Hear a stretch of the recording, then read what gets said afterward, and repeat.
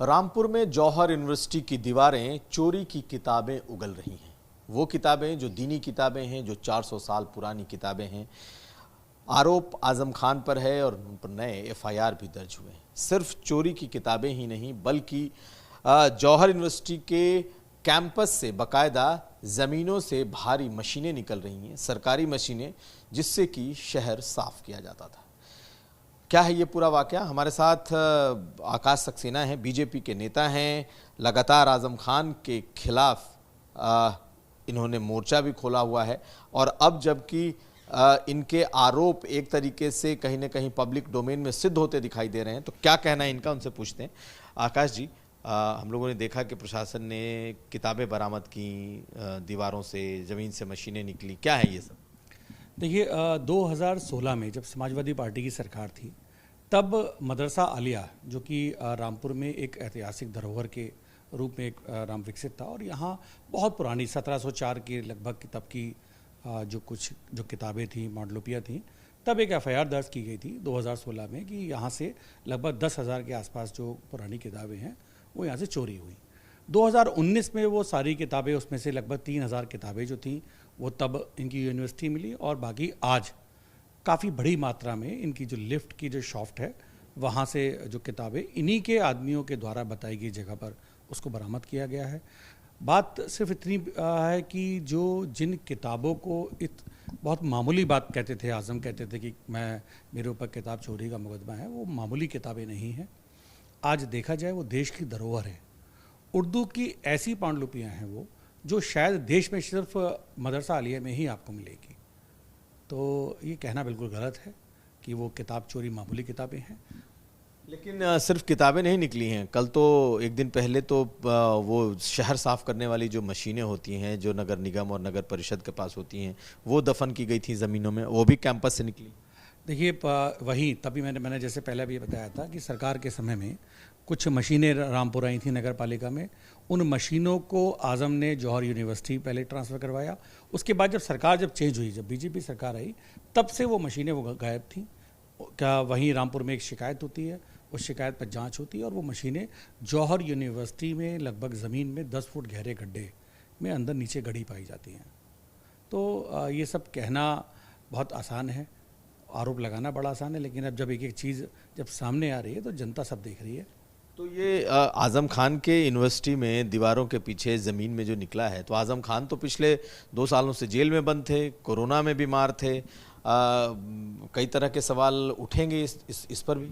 देखिए, सब जनता के सामने है, हर चीज़ उन्हीं के आदमियों के द्वारा बताई गई, उन्हीं की जो उन्होंने जगह बताई है सीधी वहीं सारी मीडिया के सामने हर चीज़ों को कैमरे के सामने निकाला गया है। तो इसमें अगर कोई आरोप लगाता है तो वो पूरी तरीके से बेबुनियाद माने जाएंगे। लेकिन हम लोगों ने जितनी बार आज़म खान का इंटरव्यू किया, आज़म खान ने हमेशा ये कहा कि उनके ऊपर अलग अलग तरह की चोरी के इल्ज़ाम लगाए गए। ये किताब चोरी, मतलब मेरा ये लेवल है क्या कि मैं बकरी चोरी करूँगा, मुर्गी चोरी करूँगा, किताब चोरी करूँगा?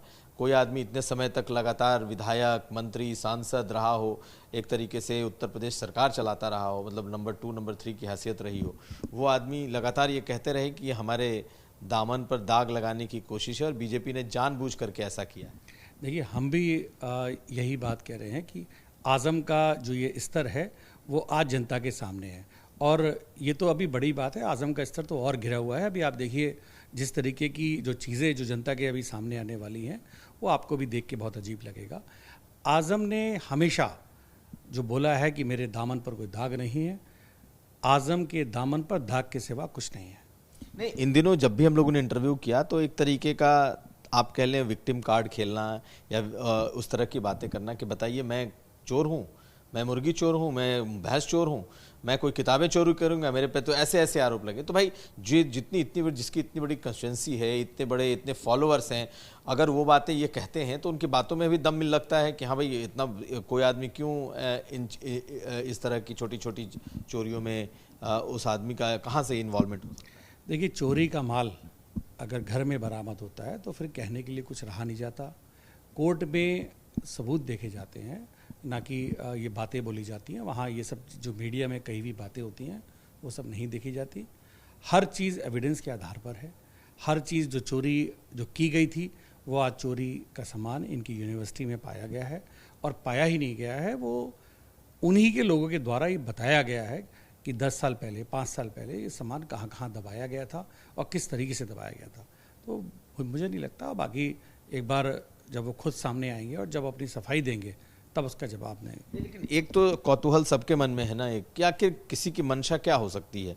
अगर कोई मशीन है, मशीन काम की मशीन है, सड़क साफ करने की मशीन है, तो उसको आखिर आजम खान अपने यूनिवर्सिटी के ज़मीन में क्यों दफन करेंगे? आखिर क्या ऐसा उसमें है कि वो चीज़ें छुपा लें? कोई हीरा मोती जवाहरात तो है नहीं कि उसको ज़मीन में गाड़ दें, वो तो ऐसे ही बर्बाद हो जाने हैं। ऐसी क्या ज़रूरत पड़ गई, फिर उस मशीन में ऐसा क्या था जो उसको ज़मीन के नीचे दबाया गया? हमारा भी यही सवाल है कि ऐसा उस मशीन में क्या था, उसमें हीरे जवाहरात थे या क्या था कि जो उसको 10 फुट गहरे गड्ढे में दबाया गया। और जिस तरीके से वहाँ उसकी जो हालत थी वहाँ गड्ढों की, वो ऐसा नहीं है कि वो कोई गड्ढे अभी साल 2 साल के हैं, उसके ऊपर काफ़ी पेड़ जमे हुए थे। तो ऐसा नहीं है, ये सब बहुत पहले के कृत्य हैं जो कि जनता के सामने आ रहे हैं। आपको ऐसे लगता क्या है? आप तो आजम खान पर इतने आपने मुकदमे किए, इतनी आप एक तरीके से लड़ रहे हैं आजम खान से, तो आखिर आजम खान की सोच कौन सी है जो कि सरकारी चीज़ों को अपने दबा दें, अगर उन्होंने दबाया है? देखिए, हमारी नज़र में सिर्फ इतना है कि आज़म कभी नहीं चाहते कि उनके द्वारा जो चीज़ जो खरीदी गई थी उसका फ़ायदा जनता उठा सके। इसीलिए वो सारी जो मशीनें थीं उसको सरकार बदलते ही उन्होंने उसको जौहर यूनिवर्सिटी में रखा और उस मशीनों को उन्होंने गाड़ दिया। अब तो ये असहज स्थिति होगी पार्टी के लिए भी, अखिलेश यादव के लिए। अब इसका जवाब तो आज़म खान ही देंगे। बहुत शुक्रिया आज तक से बात करने के लिए। तो हमारे साथ थे आकाश सक्सेना, बीजेपी के नेता हैं, आजम खान के धुर विरोधी हैं, न सिर्फ सियासी बल्कि अब तो इनका रिश्ता नाता अब कानूनी भी हो चुका है, क्योंकि तमाम केस और जो मुकदमे हैं आजम खान के खिलाफ इन्होंने कर रखे हैं। तो ये एक ऐसी लड़ाई है जिसमें आजम खान को अब नए तरीके से जवाब देना होगा। अभी तक एक विक्टिम कार्ड उनके साथ चलता था, लेकिन अब दीवारें, किताबें उगल रही हैं और ज़मीन, मशीन। ऐसे में आजम खान के इस पर जो उनका जवाब है उसका इंतज़ार रहेगा। कुमार अभिषेक, लखनऊ, आज।